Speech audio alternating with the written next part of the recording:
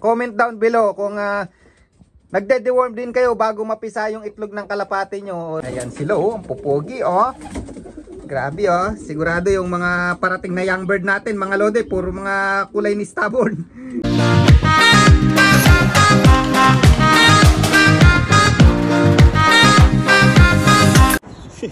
Sakit sa mata, sakit mata. So yun, nakita nyo na naman yung pagmumukha ko yun mga kalapatids. Nakita nyo na naman yung pagmumukha ko. Yan, nasilaw tayo dun sa araw. So yan, napakatagal natin hindi nakapag-vlog dahil sobrang busy natin mga lodi. But yan, gusto ko lang i-share sa inyo. Yan, comment down below mga lodi kung ginagawa nyo rin ba to bago mapisa yung itlog ng kalapati nyo. Nagde-deworm din ba kayo? So yan, comment down below sa mga gumagawa nito. Yan, share ko lang sa inyo. Yan, natutunan ko kasi na mas maganda mag-deworm siguro mga 1 week before bago ma-hatch yung itlog ng kalapati nyo, yung itlog ng mga breeder nyo. Maganda mag-deworm mga lodi. Yan, huwag naman yung 1 day na lang mapipisa na kasi baka malason yung mapipisang inakay mga lodi. Siguro mga 1 week before. Yan, so para malinis, ano nila yung mga bulati, kasi yung mga bulati na yan maipapasa nila dun sa mga inakay na mapipisa mga lode, yung mga inakay na lalabas dun sa itlog.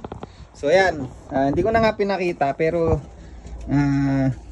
yan, meron mga, ito pakita ko sandali ayan sila oh, ang pupogi oh.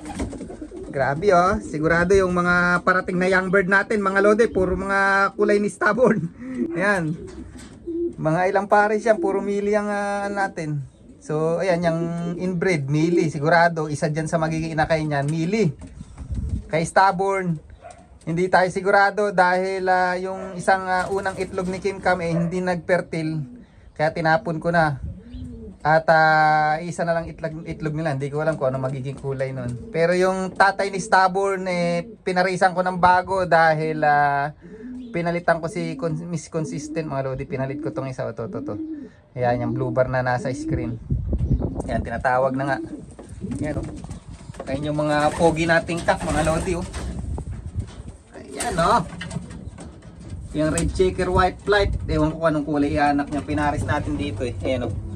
Malapit na magsipisa ang itlog na ito mga lodi. So ito pala yung ginamit kong pang deworm, moxidectin mga lodi. Dito nabibili to sa New Zealand. Yan, comment down below kung nagde-deworm din kayo bago mapisa yung itlog ng kalapati nyo, o yung 1 week before wag yung 1 day. O sino yung mga ganong sistema na nagde-deworm bago mapisa yung itlog ng kalapati nila. Ayan. Ayan oh, pupugi mga lodi, pupugi ng mga kak natin. Yan, malapit na rin to. Sunod-sunod dyan pag napisa mga lodi. Ayan. So yung unang mapipisa, ayan, yung blue bar na yan, saka yung nakaupong end dun mga lodi. Ayan ang unang mapipisa. And then ang susunod is ito, to yan. Yan yung pied na yan, ang kapares niyan, ito, tong red checker white flight na to, na anak ni paring stubborn. Sunod-sunod na yan, pati yan, 900 km, yan, yung blue checker. Then yung susunod, yung nasa taas na yun. Ay hindi, mauna pala to, yung itlog ni Darna dyan sa taas. Dami niyan, ilan niya mga lodi, mga itlog. So 2, 4, 6, 8, 10, 11 mga lodi yan. Mapipisa, tas ayan po. Yan, nagpares mga lodi. Tatay ni stubborn, nagpares. Saka ang anak ng 1,200 km champion yan mga lodi, yung tatay niyan ng Blue Bar Hill. Hey! Hey! Anong gugulo ka rito? Ayan, oh. Kaya puro mili ang ilalabas mga lodi. Ito, diniworm ko na rin tong ano natin. Itong mga stock bird natin. Ayan, oh. Ayun, malapit ding mapisa. Ayan, yung huling-huling mapipisa mga lodi. Si Wellsport. At ang kapares pa rin yan yung si Lady Stubborn, yung green yung ring, yung nasa dulo sa kanan. Ayan. At ang kalalabasan na anak niyan mga lodi, yan oh. Yan yung blue bar na nag-iisa sa taas. Yan. Ganyan na ulit ang ilalabas niya itsura ng mga anak niyan, mga kapatid ni Batang Quiapo. Yan, baka pang Pang gift bird na lang natin yung magiging inakay niyan mga lodi. Ayan, oh. Ayan, maris-maris na eh. Yan, mga stock bird na lang to.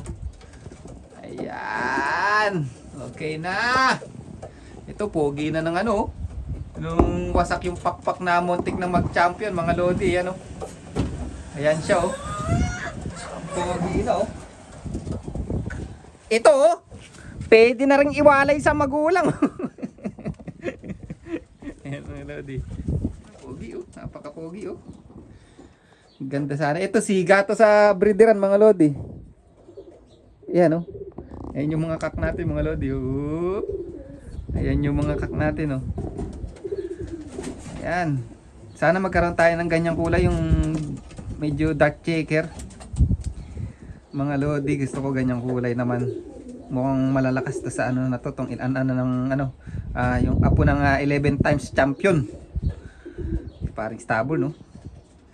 Lapit na mag-inakay. So hindi ko talaga anong nakaraan kasi may nagtanong sa akin kung pinapipisa ako daw ba yung unang itlog. So depende kasi pag nagpertil pinapipisa ako, pag saka okay naman yung egg. Pag naman yung egg quality pa naman, hindi yung maliit na maliit lang, yung normal size pinapipisa ako. Pero minsan kasi may mga unang itlog na parang kasi laki lang ng itlog ng butiki, tinatapon ko yun. Pero pagka standard naman yung itlog, kahit unang itlog standard yung size, tapos fertile parehas, pinapipisa ako para matuto silang magsubo, magkaroon ng experience, para yung second clutch solid na mga lodi.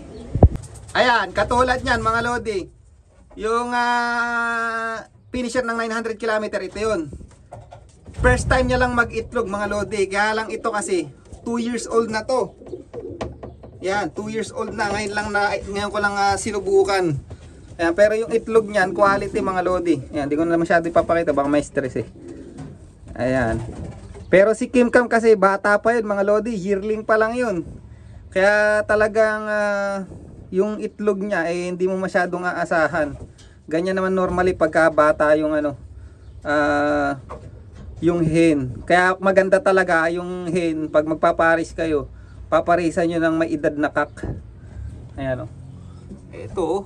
Solid mga lodi. Ito yung winner natin, oh. Ayan, oh. Itong solid talaga dyan. Ayan. Ayan ang kailangan nating abangan, na matatry na natin to mga lodi. Nakakatuwa, nakaka-excite. Pucha, sunod-sunod siya. Parang mga ng inakay, no? Ito solid din yung aanakin nito.